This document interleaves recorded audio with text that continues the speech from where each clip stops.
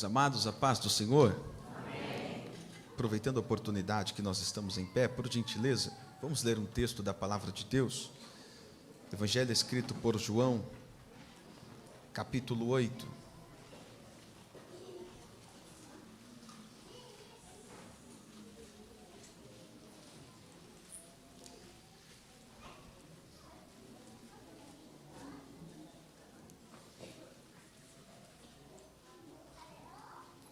Apenas o verso de número 36.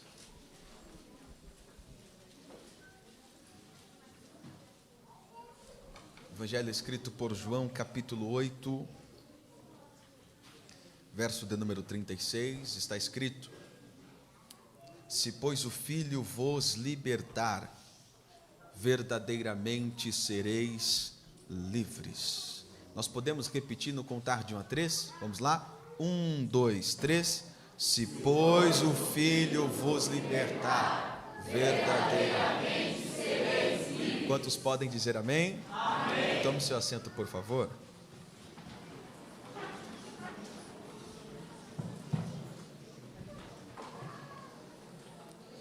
Amados, antes de nós adentrarmos aqui ao texto, eu quero tributar a Deus louvores e gratidão por essa honrosa oportunidade que o Senhor Deus nos concede de nós estarmos unidos e congregados aqui no Macreio para adorarmos e bendizermos o nome de Jesus.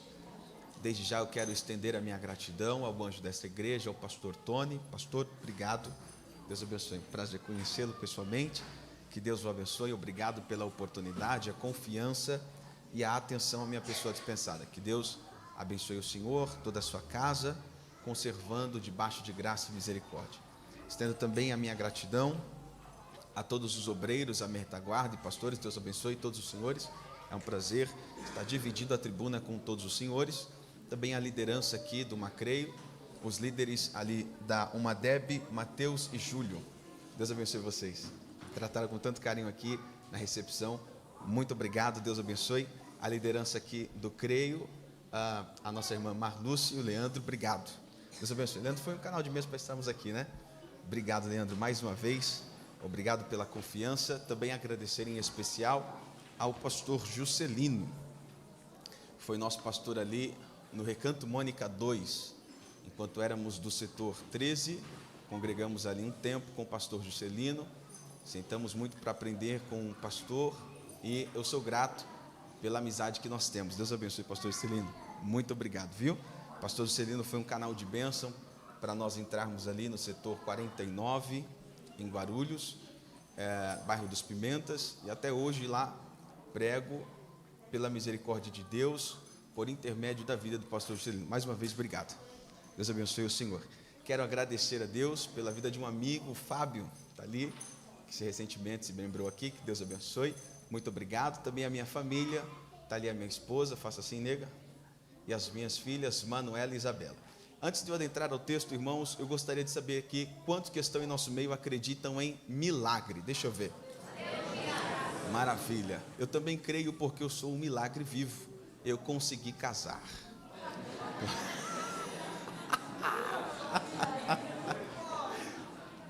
Jovens, eu reconheço que a lata aqui não é muito boa, né? A carinha não é muito bonita, a estética é feia, mas Jesus mandou milagre, eu abracei, amarrei, coloquei no meu nome e disse: não dou divórcio. Deus abençoe minha esposa, muito obrigado. Ela orou pouco, irmãos, eu jejuei 40 dias e 40 noites. Deus abençoe, muito obrigado. Também eu quero profetizar na vida dos solteiros. Tem solteiro aí querendo casar? Só as meninas, irmãos, misericórdia. Irmão, se eu casei, você vai casar em nome de Jesus. Quem recebe, diga amém.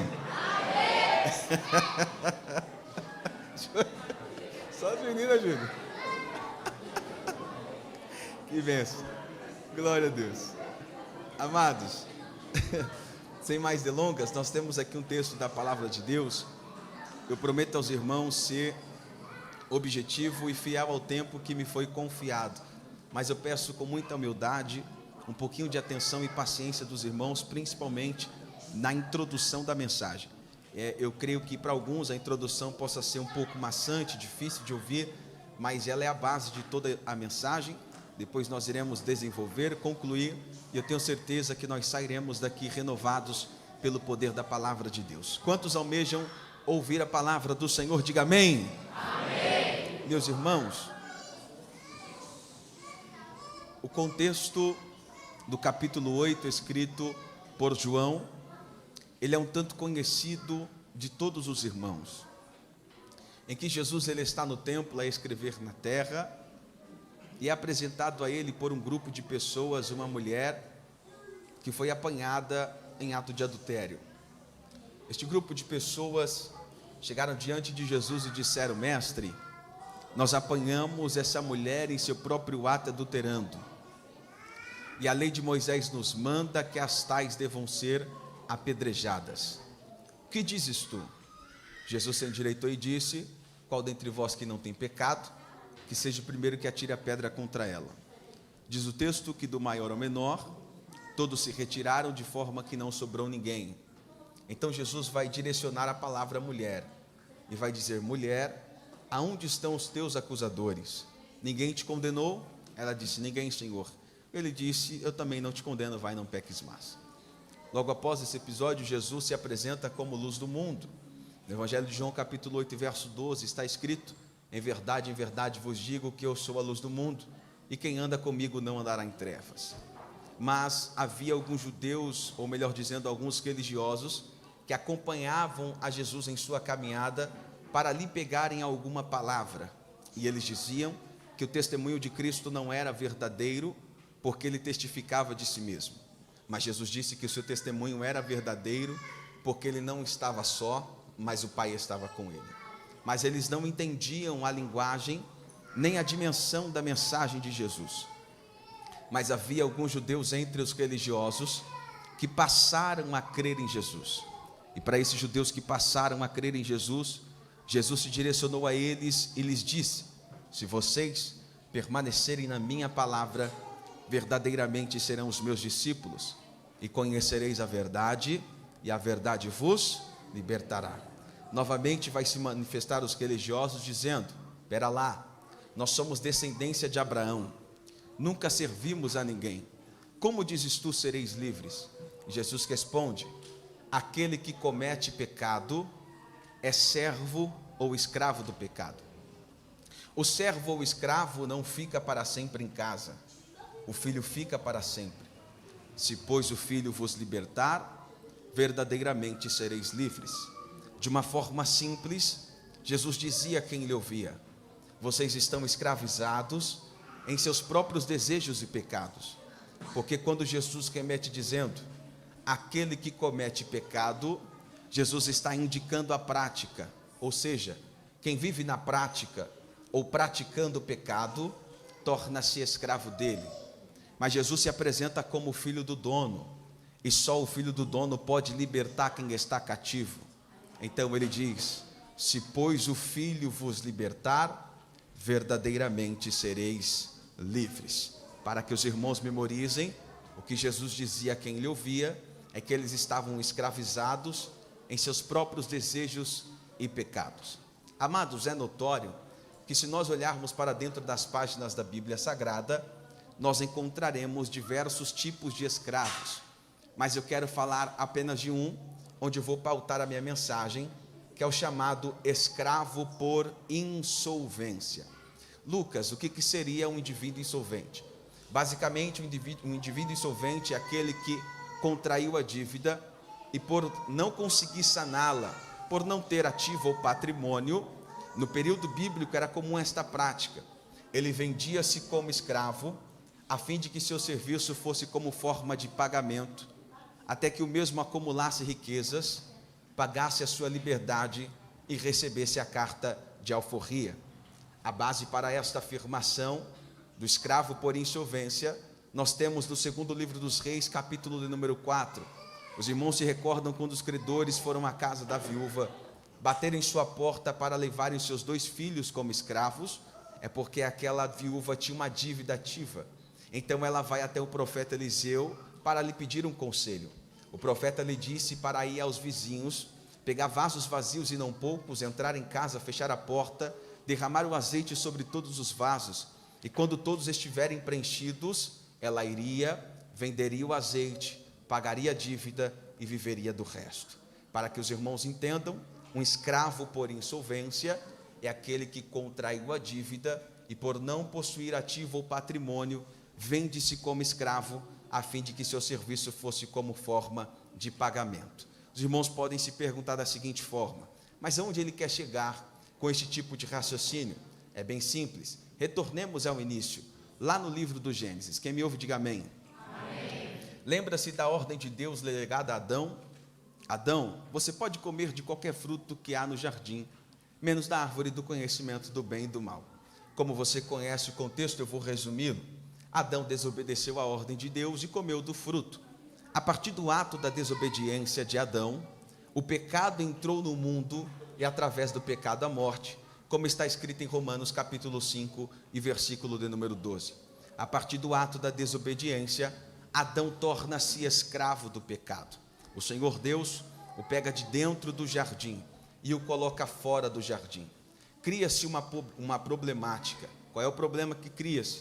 Adão, ele é representante da raça humana. Adão é cabeça da raça humana. E todos aqueles que nascem ou descendem de Adão, já nascem subjugados ao pecado. A prova disso, Gênesis capítulo 4, verso 8. Caim pecou, assassinando o seu irmão Abel. Gênesis capítulo de número 27. Jacó pecou, enganando o seu pai Isaque, se passando por Esaú e recebendo a bênção da primogenitura. No livro do Êxodo, capítulo 2, verso 11 e 12, Moisés pecou, assassinando um egípcio e escondendo na areia. No livro do Êxodo, capítulo 34, do verso 1, capítulo 32, do verso 1 ao 4, a nação de Israel pecou, adorando bezerro de ouro. Em Josué, capítulo 7, verso de número 1, Acã pecou, pegando que era anátema na cidade de Jericó e escondendo dentro de sua tenda. No livro de Juízes, capítulo 14, verso 8 e 9, diz o texto que Sansão pecou por extrair mel de um corpo de um leão morto, sendo ele nazireu de Deus. Em 1 Samuel capítulo 15, verso 8 e 9, o rei Saul pecou, desobedecendo a ordem de Deus, poupando o rei Agag e o melhor do seu povo. Em 2 Samuel capítulo de número 11, o rei Davi cobiçou Betseba, ele pecou cobiçando Betseba e cometendo adultério com a mesma. No livro de 2 Crônicas, capítulo 26 e verso 16, o rei Uzias pecou entrando no templo, oferecendo incenso, sendo ele consagrado a rei e não a sacerdote. No Evangelho de Mateus, capítulo 26, verso 14 e 15, Judas pecou traindo o mestre por 30 moedas de prata. No Evangelho de Mateus, capítulo 26, do verso 69 ao 75, Pedro pecou negando o mestre 3 vezes antes que o galo cante. Os irmãos perceberam, com alguns versos que aqui foram dados, que todos aqueles que nascem ou descendem de Adão, já nascem subjugados ao pecado. Partindo deste pressuposto, nós entendemos que os patriarcas pecaram, os sacerdotes pecaram, os reis pecaram, de uma tal forma que o apóstolo Paulo vai escrever em Romanos capítulo 3, verso 10, 11 e 12, que é uma citação direta do Salmo 14, do verso 1 ao 3, e o Salmo 53, do verso 1 ao 3, que tem os mesmos dizeres: não há um justo sequer, não há quem busque a Deus, e não há quem faça o bem. E no verso 23 de Romanos capítulo 3, Paulo vai englobar toda a humanidade no pecado. Ele diz: porque todos pecaram. Ele não diz alguns, ele diz: todos pecaram e destituídos estão da glória de Deus. Observando isso que o apóstolo escreveu à igreja em Roma, que todos pecaram e destituídos estão da glória de Deus, eu consegui compreender o Salmo 49, do verso 6 ao 8, que diz que um homem não pode redimir a alma de outro homem, porque o valor da sua alma é caríssimo e os seus recursos seriam insuficientes ou se esgotariam. Fiquei a me perguntar, por que um homem não pode redimir a alma de outro homem? Para nós entendermos o contexto do salmista, precisamos entender o conceito de redenção. O que é redenção? A redenção é libertar através de um pagamento. Redimir, literalmente, significa ir ao mercado de escravos, pagar por sua liberdade. O que o salmista está dizendo? Que um homem não pode libertar a alma de outro homem da escravidão do pecado, porque os seus recursos seriam insuficientes. Fiquei a me perguntar, por que os recursos seriam insuficientes? Porque a dívida criada pelo ato pecaminoso não se quita mediante ouro e prata. O próprio apóstolo Paulo diz em Romanos 6:23, que o salário do pecado é a... Subentende-se que só existe uma forma de efetuar a redenção pela humanidade e libertar a mesma da escravidão do pecado. Qual é a forma? Se um homem completamente inocente, que nunca provou das correntes do pecado, derramar o seu sangue, efetuar a redenção e libertar a humanidade da escravidão do pecado. Mas os irmãos podem se perguntar, você acabou de afirmar que não há um justo sequer, não há quem busque a Deus e não há quem faça o bem, isso quer dizer que entre nós não há ninguém inocente? Você acertou, não há ninguém inocente entre nós, ou seja, não há ninguém aqui nesta casa de oração que nunca provou do pecado. Podemos ser justos, mas não somos inocentes. Há uma diferença de ser justo e ser inocente. Logo, você pode pensar da seguinte forma, então não haverá esperança para a humanidade, porque se todos nós pecamos, e não há ninguém que possa efetuar a redenção pela humanidade e derramar o seu sangue, não tem jeito para a humanidade. Nos bastidores, no contexto, atrás das cortinas de tudo isso, quem está gostando desse cenário é o adversário das nossas almas, Satanás. O nosso adversário, o acusador, ele pensa consigo, ora, se a humanidade morrer escrava no pecado, ela não terá direito à vida eterna, e o seu destino será o inferno, e ele está certo disso. Logo, ele sabe muito bem que Deus, assentado no alto e sublime trono, é o maior interessado em efetuar a redenção pela humanidade e libertá-la da escravidão do pecado. Mas nós temos um problema neste contexto. Está escrito no Evangelho de João, capítulo 4, verso 24, e a parte A, que Deus é Espírito. Deus é? Espírito. Deus é? Espírito. Se Deus é Espírito, os irmãos vão concordar comigo que Ele não tem matéria, sim ou não? Se Ele não tem matéria, Ele não tem corpo. Se Ele não tem corpo, Ele não pode derramar sangue. Se Ele não derramar sangue, Ele não efetua a redenção. Se Ele não efetuar a redenção, a humanidade permanece escrava e o seu destino será o inferno. Ninguém terá direito à vida eterna. Irmão Lucas, aonde terá uma esperança em um texto bíblico para a humanidade? Eu encontro em Levítico capítulo 25, do verso 47 a 49, que diz que um homem que empobrecer e vender-se como escravo, haverá resgate para ele. De que forma? Através de um parente próximo. Este parente próximo é conhecido como remidor ou redentor. Baseado no livro de Ruth, capítulos de número 3 e 4, Boaz assume este papel de remidor ou redentor. Quando ele assume as dívidas de Noemi, quita suas dívidas e casa-se com Ruth. O cenário é caótico para a humanidade. Todos nós estamos escravos do pecado e não há ninguém que efetue a redenção. E Deus, o maior interessado em efetuar a redenção, Ele não tem matéria porque é Espírito. Então Satanás pensa consigo, eles irão para o inferno, não vão ter direito à vida eterna. Mas o que o diabo não sabia, nem os anjos no céu sabiam, foi o que o apóstolo Paulo escreveu a Timóteo. Em 1 Timóteo 3,16, a parte A, Paulo diz o seguinte: grande é o mistério da piedade, que Deus se manifestou em carne. O que Paulo está dizendo a Timóteo? Este Deus que é interessado em efetuar a redenção pela humanidade, mas que é Espírito, ele tinha uma matéria escondida, e ele decidiu encarnar no ventre de Maria. Lucas, aonde está a solução para a humanidade? No Evangelho de Lucas, capítulo 2, em uma cidade bem pequena, Belém de Judá, dentro de uma manjedoura, nasceu Jesus, o carpinteiro. Nasce Jesus, o carpinteiro. Quantos estão entendendo e pode levantar a mão e dizer glória a Deus? Jesus é a esperança pela humanidade para derramar o seu sangue e efetuar a redenção. Daí porque o profeta Isaías escreveu: há 750 anos antes do nascimento de Cristo. No capítulo 53, verso 4 e 5, ele diz: verdadeiramente ele levou sobre si as nossas enfermidades, e as nossas dores levou sobre si, e nós o reputávamos por aflito, ferido de Deus e oprimido, mas ele foi transpassado pelas nossas transgressões, e moído por causa das nossas iniquidades. O castigo que nos traz a paz estava sobre ele, e pelas suas pisaduras nós fomos.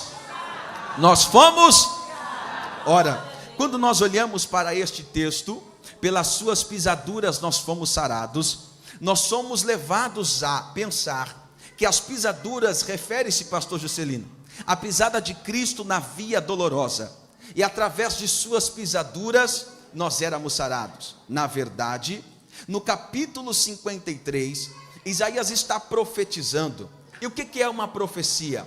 A profecia é falar do futuro no presente. A profecia é falar do futuro no presente. Quando Isaías usa a expressão pisaduras, ele se utiliza de um verbo hebraico chamado raburá. Raburá quer dizer golpe, vergão ou marca. Golpe, vergão ou marca. O que Isaías está dizendo?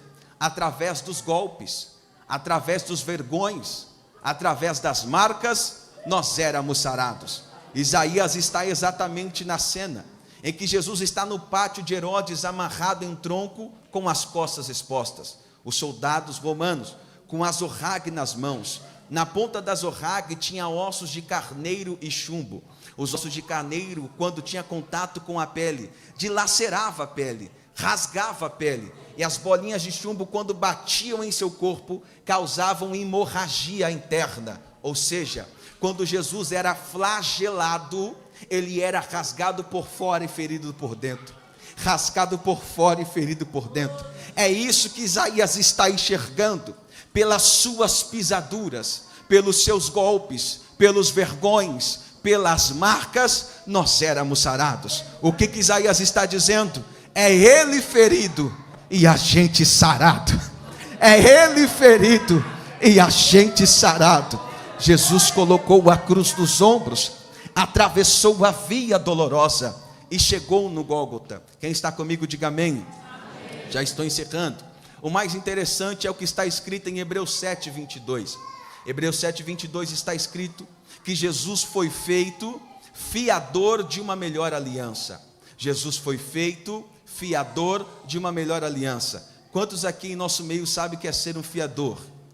Quantos aqui sabem que é ser um fiador? Vou explicar de uma forma simples para você entender aonde eu quero chegar. Mais ou menos assim. Vamos pensar em um jovem que quer investir nos negócios, mas ele não tem o capital. Aí ele vai até a instituição financeira, que é possuidora do crédito, a fim de buscar o capital para investir nos negócios. Chegando na instituição financeira, o gerente olha para o jovem e diz: eu posso te emprestar essa grana, desde que você me apresente uma garantia do pagamento. Você tem uma garantia real do pagamento? O que seria a garantia real do pagamento? Através de 3 formas: por meio do penhor, a anticrese ou a hipoteca. O jovem diz: não tenho como pagar, não tenho garantia real. Ele disse: certo, mas você tem uma garantia pessoal do pagamento?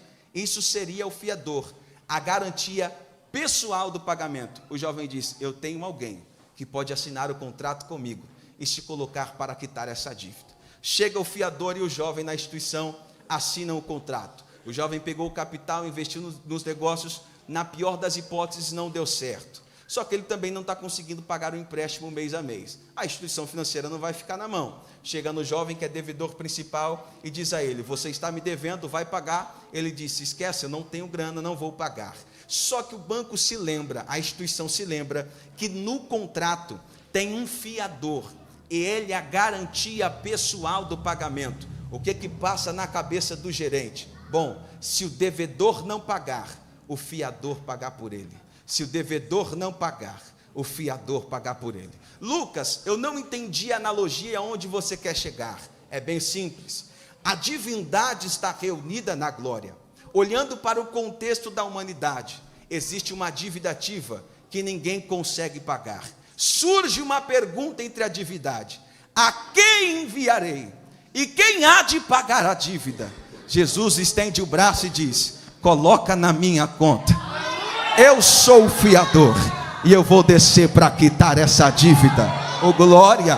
Mas para entendermos de que forma que Jesus quitou a nossa dívida, faz-se necessário olharmos para aquilo que Paulo escreveu em Colossenses 2,14. Paulo diz: e havendo riscado a cédula que era contra nós nas suas ordenâncias, ele retirou do nosso meio, cravando na cruz. Algumas traduções está escrito: e havendo cancelado o escrito de dívida. Prenda um pouquinho da sua atenção. Essa expressão escrito de dívida, ela deriva do grego queirógrafo. O que é um queirógrafo? Queirógrafo é uma nota promissória escrita à mão. Quantos aqui sabem o que é ser uma nota promissória? Vai revelar a idade. Quantos sabem? Ninguém sabe. Os irmãos estão com vergonha. Nota promissória, irmão, pode levantar a mão, misericórdia. Nota promissória funcionava da seguinte forma: naquele período, camarada contraiu a dívida e ele reconhecia que não conseguiria quitar a dívida. Assinava uma nota promissória de próprio punho, dizendo: sou devedor e não consigo pagar. Paulo está olhando para o contexto da humanidade, dizendo: todos nós pecamos, então todos nós temos uma nota promissória em nosso nome, todos nós temos uma dívida ativa. Porém, o texto diz que ele riscou ou cancelou o escrito, e a palavra cancelar deriva do grego exaleifo. Exaleifo quer dizer rasurar ou apagar esfregando. Paulo está fazendo menção do que acontecia na época. Quando os escribas queriam escrever, usavam 2 documentos caríssimos, pergaminhos ou papiros, e a tinta daquele período era diferente da de hoje. Eles escreviam só na superfície do documento. Por que escreviam só na superfície do documento? Porque quando queriam fazer uma nova escrita, não compravam um novo documento, porque era muito caro. O que eles faziam? Apagava a escrita antiga para fazer uma nova escrita. Apagava a escrita antiga para fazer uma nova escrita. O que Paulo está dizendo? Que ele, Jesus, pegou o nosso escrito de dívida.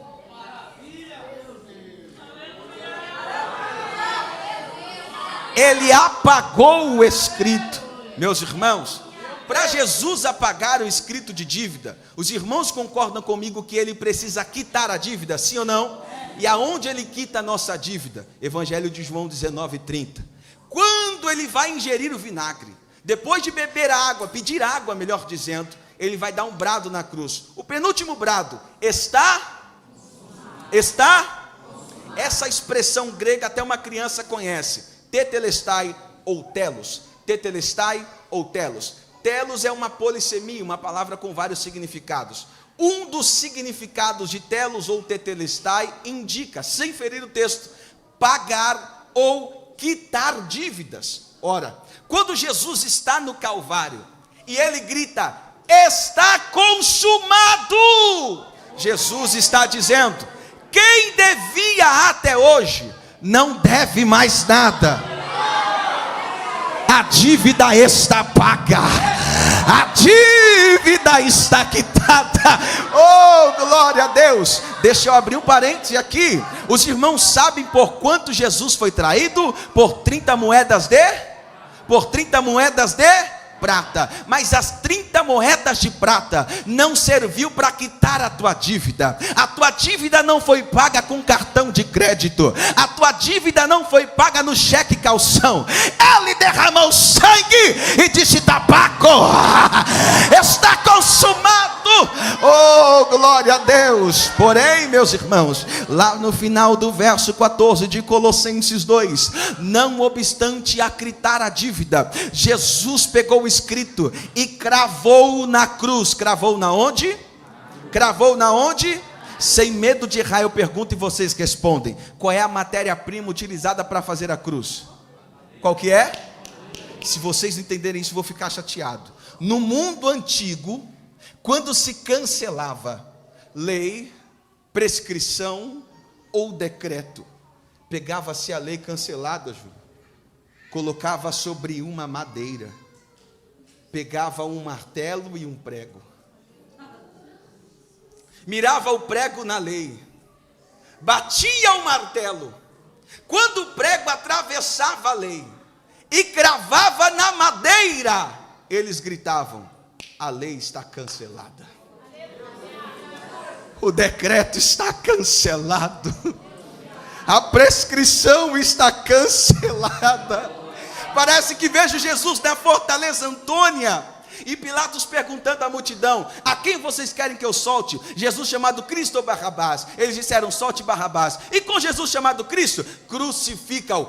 Implicitamente, não está no texto, implicitamente a multidão estava dizendo: ora, se Barrabás for à cruz e for condenado, a dívida vai continuar ativa. Faz o seguinte, pega o fiador aí, coloca madeira nas costas dele, porque ele vai quitar a nossa dívida. Quando Jesus coloca a cruz nos ombros, não está carregando só madeira, mas ele carrega também a nossa nota promissória. Ele chega no Calvário e o carrasco vai colocar ele sobre a madeira, pastor Tony. O carrasco vai pegar o martelo e o prego, vai mirar o prego nas suas mãos, vai levantar o martelo, vai bater o martelo no prego. Quando o prego atravessa os seus punhos e crava na madeira, o carrasco estava dizendo: o condenado está sentindo dor. Mas naquele exato momento, Jesus estava cancelando o nosso escrito.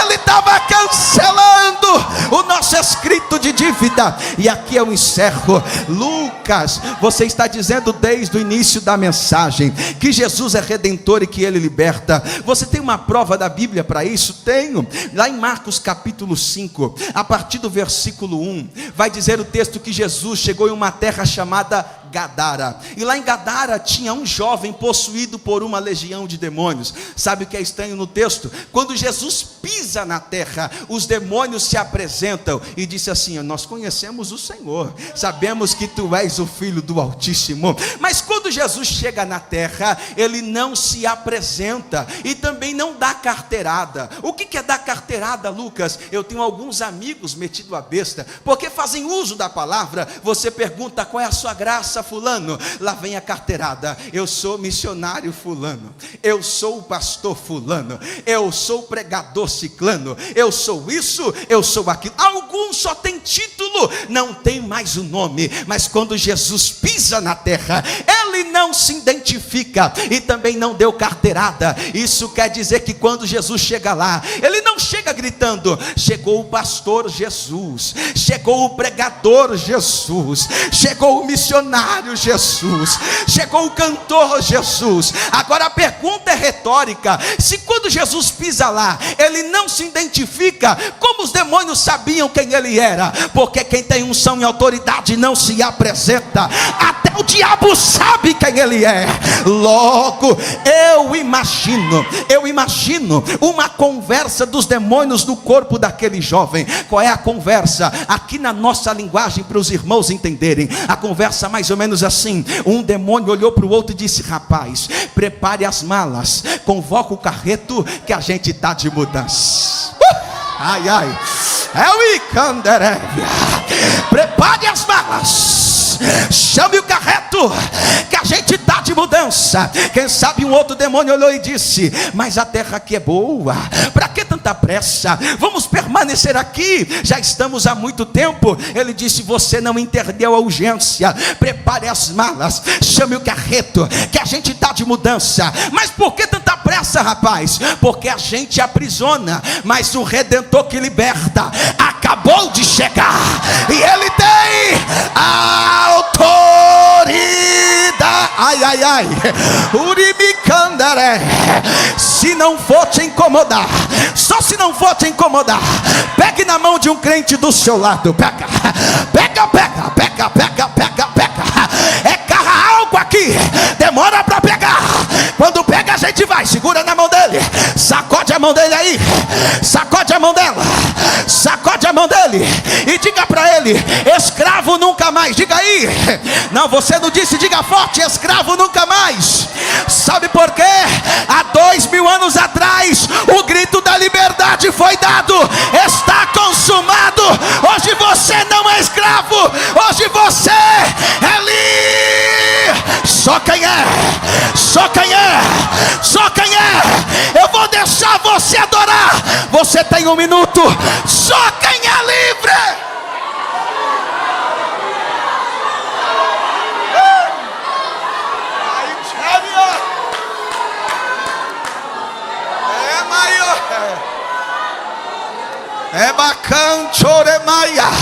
Eu estou sentindo a graça do Redentor aqui, irmão.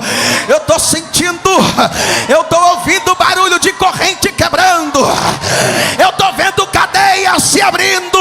O Redentor, o Redentor, o Redentor. Olha para mim que eu preciso encerrar. Olha para mim, para você que gosta da história do Brasil. Eu vou encerrar. Em 13 de maio de 1888 aconteceu um evento importante do Brasil. Qual foi o evento? A princesa Isabel promulgou a Lei Áurea, dando liberdade aos escravos brasileiros. Mas eu tenho uma má notícia para você que gosta da história do Brasil: você não é livre pela canetada da princesa, porque isso aconteceu em 1888. Antes dela, o Nazareno das mãos furadas,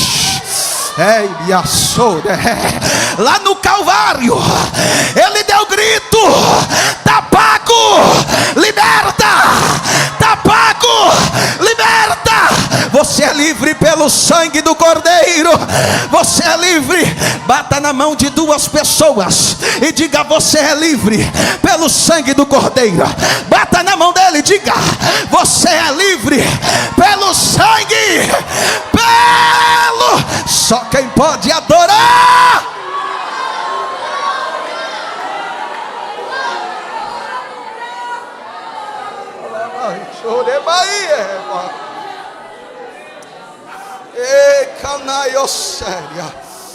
Deus do céu, Deus do céu.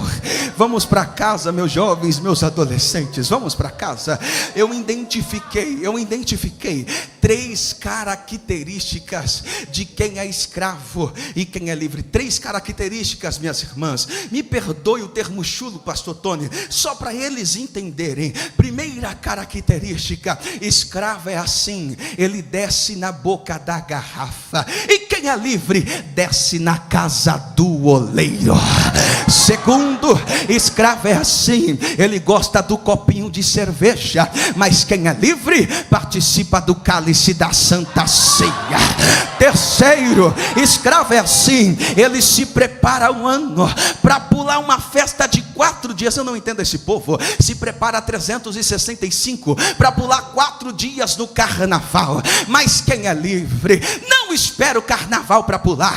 Quem é livre, ele pula na segunda, ele pula na terça, ele pula na quarta, até no domingo no uma creio, ele pula. Ele é livre, ele é livre, ele é livre, ele é livre, ele é livre, ele é. Segura a Bíblia aí, pega a sua Bíblia, levante, segure lá em cima. Segura aí, sustenta lá em cima, porque o adversário das nossas almas, segura lá, não está nada feliz com você neste domingo no uma creio. Lá vem as acusações, segura lá. Ele vai olhar para ti e vai dizer mais ou menos assim: ah, você quer dizer que é livre hoje? Eu já vi você na porta do bar, batendo na mesa dizendo: desce mais uma. Quer olhar e dizer que é livre hoje para cima de mim? Não, segura lá. Eu já vi você com cigarro na boca, já te vi tragando maconha, eu vi você com 8 na cintura, te peguei no meio do fluxo. Hoje quer dizer que é livre? Pra cima de mim não, mas esfregue na cara do diabo que quem um dia foi escravo e hoje é livre tem a carta de alforria. João 8,36: se pois o Filho vos libertar, verdadeiramente sereis. Solta esse grito dentro de você. Abre essa boca santa. Vai. Abre a boca para adorar.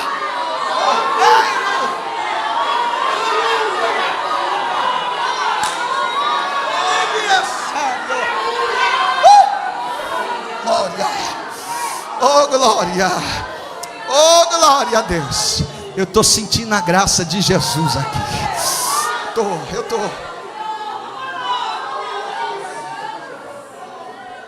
Se coloque sobre os seus pés. Calamacho.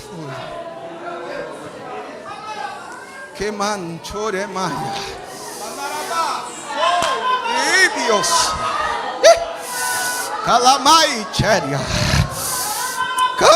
remácia. Oh glória, oh glória, oh glória, oh glória. Jovens e adolescentes, 1 minuto da sua atenção. Vocês estão na idade de cursar uma faculdade. Glória a Deus por isso. Deixa eu só te lhe dizer um negócio. Quando surgir o convite, vamos ali que tem uma narguile pra gente. Vamos lá que tem algumas menininhas. O esquema já está pronto. Olha para ele e diga: isso é coisa de escravo.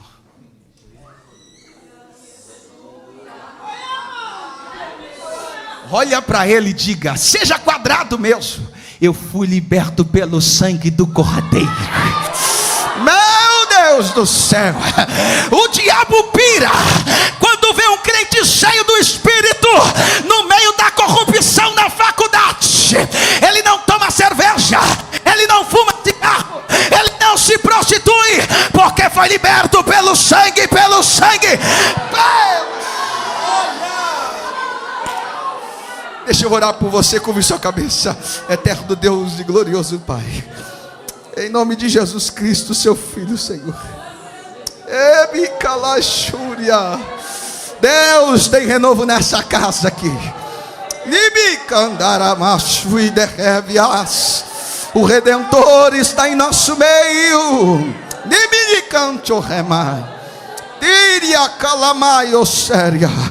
Senhor, nessa noite nós estamos alegres por tua palavra aos nossos corações.